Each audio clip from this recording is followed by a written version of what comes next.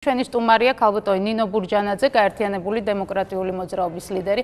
დიდი მადლობა ქალბატონი ნინო, რომ მონაწილეობთ გადაცემაში. თქვენ როგორ ფიქრობთ, რამდენად პრაგმატულია დღეს საქართველოს საგარეო პოლიტიკა? პრემიერი ხაზგასმით აღნიშნავს, რომ ეს არის ძალიან პრაგმატული კურსი, რომელსაც გვიწონებენ დიდი სახელმწიფოების ლიდერები.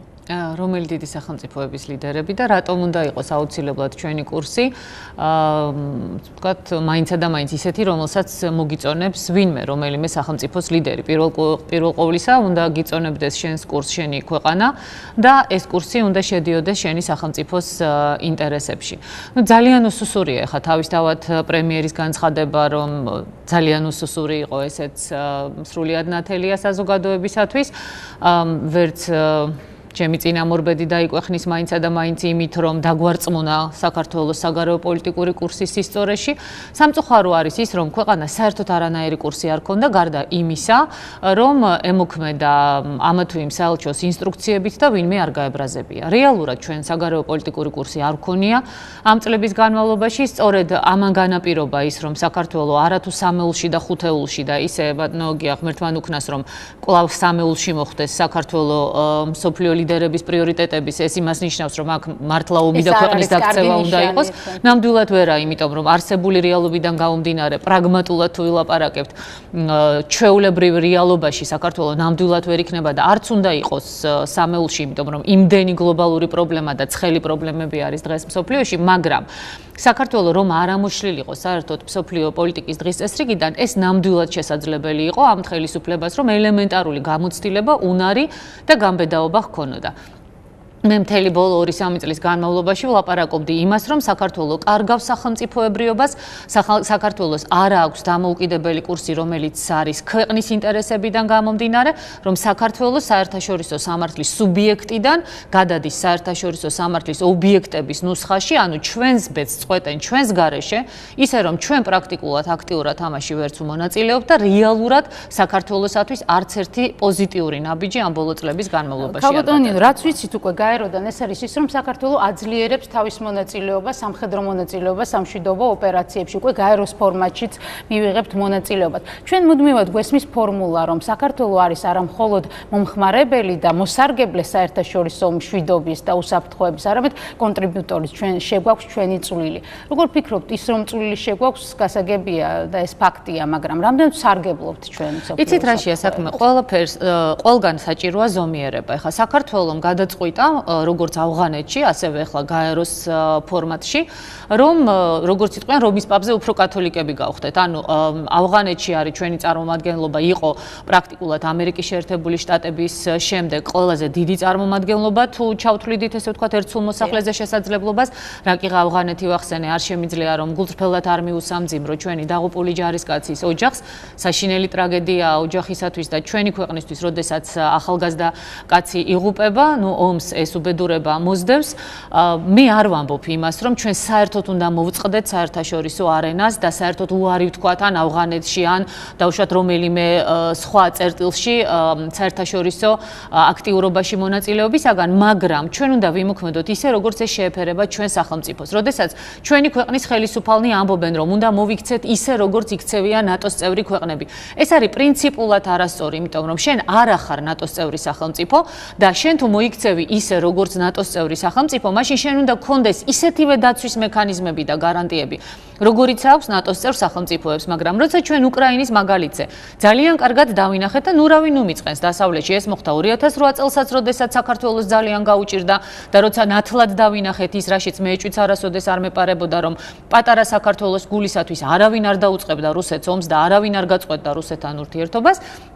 დღეს ჩვენ იგივე დავინახეთ უკრაინასთან მიმართებაში, როდესაც უფრო დიდი უკრაინის გამოც 10 ჯერ უფრო დიდის ვიდრე საქართველოა, არავის არ გაუწყვეტია რუსეთთან ურთიერთობა და ომი არ გამოუცხადებია რუსეთისთვის და უფრო მეტიც ბატონი ობამა გამობრძანდა და პირდაპირ უთხრა უკრაინელებს და ამით ჩვენც გვითხრა, რომ თქვენ არ ახართ ნატოს წევრი სახელმწიფოები, თქვენზე არ ვრცელდება მეხუთე მუხლი, ამიტომ ნატო ვერანაირად ვერ ჩაერევა ამ კონფლიქტშიო. ამიტომ ისეთმა ქვეყნებმა, როგორიც არის უკრაინა და მით უფრო საქართველო, უნდა იფიქროს იმაზე კი არა, რა უნდა დიდ სახელმწიფოს, გნებავთ რუსეთი იყოს ეს და გნებავთ ამერიკის შეერთებული შტატები, არამედ უნდა იფიქრო რა არის შენს ინტერესში. ჩვენს ინტერესში შედის არა ის ბრტყელბრტყელი საუბარი, რომელიც ჩვენ ახლა მოვისმინეთ, ასე ვთქვათ, თუნდაც პრემიერის მხრიდან, არამედ კონკრეტული ნაბიჯები, რომლის გადადგმაც ამ ხელისუფლებამ ვერ გაბედა. აი ბოლო განცხადებების ფონზე თქვენ თუ ხედავთ იმის პერსპექტივას, რომ ახალი გადატვირთვა ხდება ამერიკის და რუსეთის ურთიერთობის, ხდება დათბობა და ეს რას მოუტანს საქართველოს თუ ეს შედგება ახალი ეტაპი? რა თქმა უნდა, რეალობა იცვლება და მე ერთი წამით ეჭვი არ შემპარვია იმაში, რომ ის, ასე ვთქვათ, დაძაბულობა, რომელიც, ასე ვთქვათ, გარედან ჩანდა არა რუსულ-ამერიკულ ურთიერთობებში, კიდევ დიდხანს გაგრძელდებოდა და არ მოხდებოდა პოზიციების დაახლოება, იმიტომ რომ ნახეთ რა ხდება, იცით? ჩვენ ყოველთვის გვინდა ხოლმე ქართველებს დავინახოთ ის, რაც ჩვენ გვინდა რომ დავინახოთ და რეალობას არ ვხედავთ ხოლმე.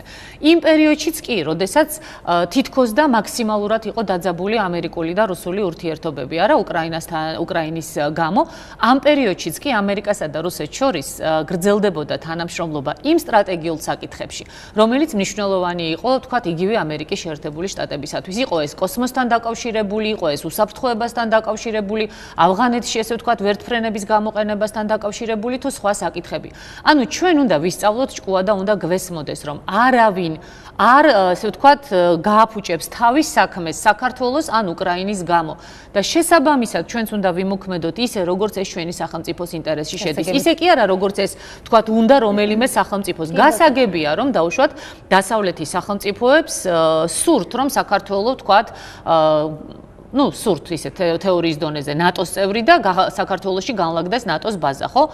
ამასაც კი არ აკეთებენ, რომ რუსეთი არ გააბრაზონ, მაგრამ ჩვენ, ესე ვთქვათ, ამას ვიყენებთ, მუდმივად, ესე ვთქვათ, ვართ პოლემიკის რეჟიმში რუსეთთან და არ ვიყენებთ ის შესაძლებლობებს, რომლებიც გვაქვს. რა ვიზიტით იმყოფებოდით, მოგვეყევით? ეს იყო ძალიან საინტერესო ვიზიტი, ისევე როგორც წინა შეხვედრების დროს, ამჯერადაც მე პარალელურად მონაწილეობას ვიღებდი მსოფლიო დონის კონფერენციაში, მაგრამ რა თქმა უნდა, კონფერენცია არ არის მთავარი, ასეთი, ესე ვთქვათ, ვიზიტების დროს. წინა შეხვედრების დროს, წინა ვიზიტის დროს მე მქონდა შეხვედრები რუსეთის საკანონმდებლო ორგანოს ქვედა პალატის, სახელმწიფო დუმის ხელმძღვანელთან, ბატონ ნარიშკინთან და დუმის წარმომადგენლებთან, იმ ადამიანებთან, ვინც გადაწყვეტილებას იღებს. ეხლა მე ვიყავი ქალბატონი მატვიენკოს მოწვევით, რომელიც არის რუსეთის საკანონმდებლო ორგანოს ფედერაციის საბჭოს ზედა პალატის, ასე ვთქვათ, თავმჯდომარე და უკვე მქონდა შეხვედრა რუსეთის საკანონმდებლო ორგანოს ზედა პალატის წარმომადგენლებთან. ბუნებრივია რუსულ-ქართული ურთიერთობები, ის პრობლემები, რომელიც ჩვენს ურთიერთობებში არის, მათ შორის გნებავთ საზღვრის საკითხი, გნებავთ აფხაზეთის და სამაჩაბლოს საკითხი, გნებავთ თუნდაც ეკონომიკური ურთიერთობების ვიზების მოწესრიგების საკითხი და ასე შემდეგ. მე ვხედავ მზაობას და მე ნამდვილად ამ შეხვედრებით ვამზადებ საფუძველს იმისათვის, რომ ხელისუფლებაში მოსვლის შემდეგ მქონდეს შესაძლებლობა უკვე კონკრეტული ნაბიჯები გადავდგა და კონკრეტული გადაწყვეტილებების რეალიზაცია გავაკეთო. სამწუხაროდ, მე ხელისუფლების მხრიდან ვერ ვხედავ ვერანაირ სურვილს, რომ ეს რესურსი გამოყენებული იქნას. დღევანდელი ხელისუფლება არ ინტერესდება თქვენი არანაირად. მე არანაირად, იცით, აი რამდენადაც უცნაურად არ უნდა მოგეჩვენოთ, მე წინა ვიზიტის შემდეგ ჯერ კიდევ მოსკოვიდან, ხოლო როგორც კი ჩამოვედი თბილისიდან, აქ თბილისში გავაკეთე განცხადება, რომ მზადა ვარ შევხვდე პრემიერ-მინისტრს, პარლამენტის თავმჯდომარეს, დავურეკეთ კიდეც მათ, ესე ვთქვათ, მისაღებში და ვუთხარით, რომ არის კონკრეტული შემოთავაზებები რუსული მხრიდან, ძალიან მაღალ დონეზე, ეხლა მე არ ამგონია, რომ ბატონი ნარიშკინის ან თუნდაც კოსაჩოვის და სხვების შეთავაზებები და ეხლა უკვე ქალბატონი მატვიენკოს საინტერესო არ უნდა იყოს თითქოს საქართველოს ხელისუფლებისთვის, მაგრამ არ დაინტერესდება. რუსეთთან ურთიერთობის ნორმალიზება იყო ქართული ოცნების წინასაარჩევნო დაპირებაც. ანუ ოცნება დაინტერესებული უნდა იყოს ამ შანსის გამოყენებით. ქართული ოცნების წინასაარჩევნო დაპირებებზე მოდით ვილაპარაკებთ, იმიტომ რომ ჩვენი ეთერი ნამდვილად არ იქნება საკმარისი იმისათვის, რომ გავიხსენოთ, რამდენი დაპირება იყო, რომელიც არ შეასრულეს. ამისათვის საკმარისია თუნდაც კოჰაბიტაცია გავიხსენოთ, იმის ნაცვლად, რომ ნაციონალური მოძრაობა, ესე ვთქვათ, განსაჯელის სკამზე აღმოჩენილიყო ქართულმა ოცნებამ კოჰაბიტაციის რეჟიმში, როგორ გააცოცხლა და როგორ აქცია, ესე ვთქვათ, ერთ-ერთ მთავარ პოლიტიკურ ძალად. რაც შეეხება, იცით, რუსეთთან ურთიერთობას, მე გეტყვით, რომ რუსეთთან ურთიერთობას ნამდვილად ჭირდება გარკვეული გამბედაობა. ისეთი სტერეოტიპები შეიქმნა საქართველოში ბოლო წლების განმავლობაში. გარდა ამისა, იმდენად არის ჩვენი დღევანდელი ხელისუფლება დამოკიდებული, ესე ვთქვათ, ცალკეული საელჩოების დასავლეთ პოლონეთის ცალკეული საელჩოების რეკომენდაციებზე, რომ ისინი უბრალოდ ვერ ბედავენ გამბედავი ნაბიჯების გადადგმას.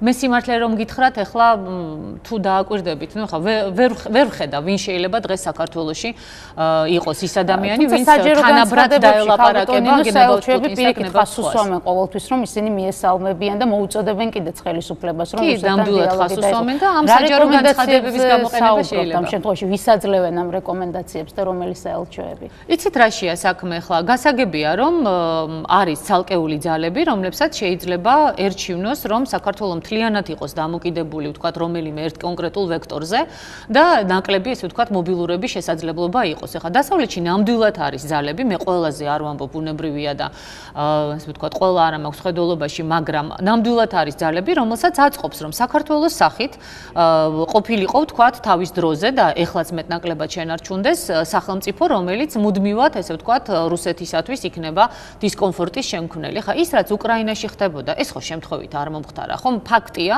რომ ეს იყო, ესე ვთქვათ, სერიოზული მომზადებული სამუშაო იმისათვის, რომ რუსეთი მოხვედრილიყო, ესე ვთქვათ, უახლოესი გარემოცვის თვალსაზრისით იზოლაციაში. ეს არ მოიტანს შედეგს, ნამდვილად შემიძლია გითხრათ და ვხედავთ უკვე, რომ ამას შედეგი ნამდვილად არ მოაქვს. ჩვენ უნდა ვიმოქმედოთ არც ისე, როგორც ეს მხოლოდ რუსეთს სურს, მაგრამ არც ისე, როგორც ეს მხოლოდ ამერიკას ან ევროპას სურს. ჩვენ უნდა ვიმოქმედოთ ისე, როგორც ეს ჭირდება ჩვენ სახელმწიფო ინტერესს. ჩვენ სახელმწიფო ინტერესებს ჭირდება პირდაპირი დიალოგი რუსეთთან, ეს არის სასიცოცხლოდ აუცილებელი. ალბათ, არის თუ არა თქვენი ვლადიმერ პუტინთან შეხვედრის შესაძლებლობა ახლა მომავალში? მე დარწმუნებული ვარ, რომ მომავალში ესეთი შესაძლებლობა ნამდვილად იქნება, უბრალოდ რა თქმა უნდა, მე ძალიან დიდი იმედი მაქვს იმისა, რომ ჩემი ხალხი მე დამიჭერს მხარს მომავალ საპარლამენტო არჩევნებზე და ძალიან სერიოზულ მანდატს მომცემს იმისათვის, რომ არა მარტო შეხვედრები შედგეს, არამედ ამ შეხვედრების შედეგების იმპლემენტაცია შევძლო, ანუ განხორციელება შევძლო შემდეგ მე ქვეყანაში და მართლაც შევძლო რეალური გარდატეხი შეტანა. მე ნამდვილად შემიძლია ამის გაკეთება. ყოველგვარი, ესე ვთქვათ, ზედმეტი თავმდაბლობის გარეშე ვიტყვი და ეს ბოლო შეხვედრებმაც დაადასტურა, მე უბრალოდ ნამდვილად დავინახე ეს ძალიან თვალნათლივ, რომ ნამდვილად სამწუხაროდ არავის არ აქვს საქართველოში არც ერთ პოლიტიკოს ისეთი რესურსი რუსეთთან ურთიერთობის დალაგების, როგორიც მაქვს მე და ნამდვილად მენდომება, რომ ჩვენმა მოსახლეობამ ეს გაითვალისწინოს გადაწყვეტილების მიღების დროს. დიდი მადლობა, ქალბატონი ნინო ბურჯანაძე იყო მაესტროს ფაქტორის სტუმარი.